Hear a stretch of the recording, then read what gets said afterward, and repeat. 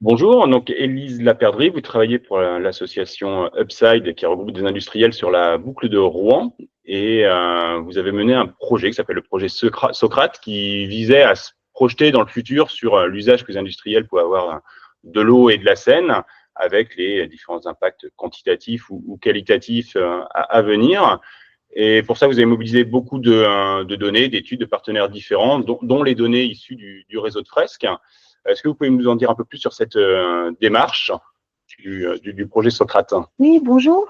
Cette étude, elle s'inscrivait dans le projet Socrate qui concerne la décarbonation des zones industrielles ou portuaires, le long de l'axe Seine, et le sujet de l'eau, la gestion durable de cette ressource et de son évolution en fonction aussi du changement climatique était particulièrement important, en imaginant par exemple que peut-être des transitions vers la décarbonation allaient nous amener vers des productions comme l'hydrogène vert ou les carburants de synthèse qui sont gourmands en eau.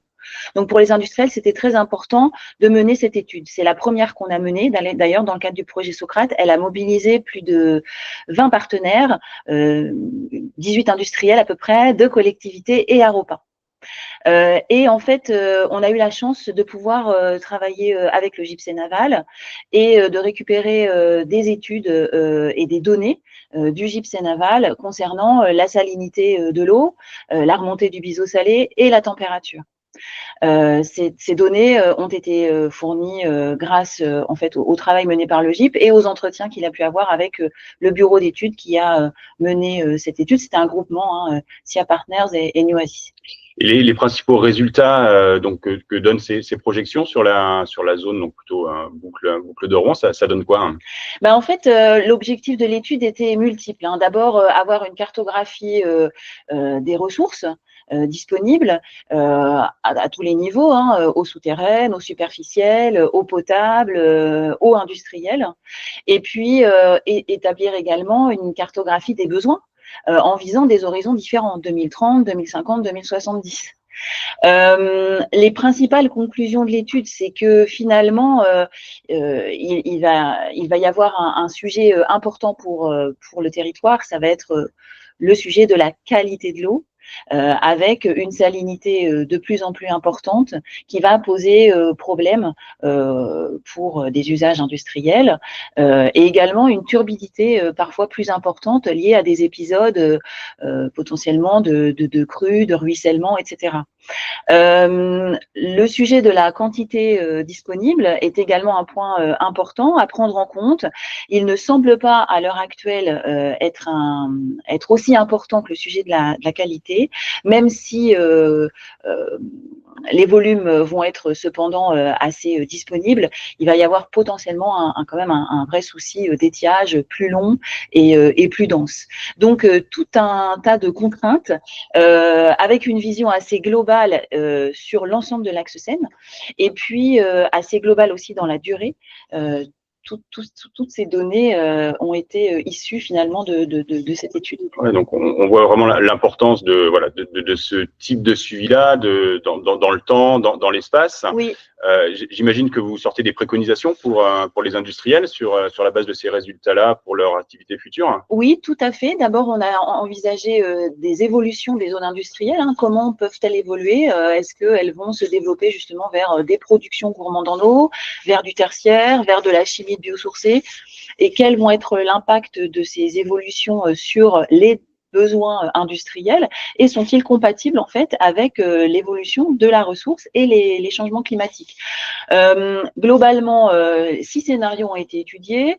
Il n'y a pas de warning majeur, même si, attention, des productions d'hydrogène et de carburants de synthèse seraient plus mobilisateurs en termes de ressources. Il semblerait quand même que le territoire puisse assumer ce type de production. Néanmoins, comme je le dis, problématique sur la qualité. Donc évidemment, des contraintes à venir et des impacts forts pour les industriels, même si il y a un certain nombre de choses qui sont déjà faites, notamment d'actions de sobriété. L'objet de l'étude et des échanges entre le bureau d'études et les industriels, c'était également d'aller un peu plus loin vers des pistes de sobriété pour eux, et puis d'identifier également les synergies de réutilisation possibles d'eau par exemple, et des synergies entre des steppes urbaines ou industrielles et des industriels. J'en reviens sur une dernière question sur les thématiques là qui sont traitées pendant ce séminaire-là, sur le sur suivi haute fréquence et d'autres choses qui pourraient être adjointes à ce suivi actuel.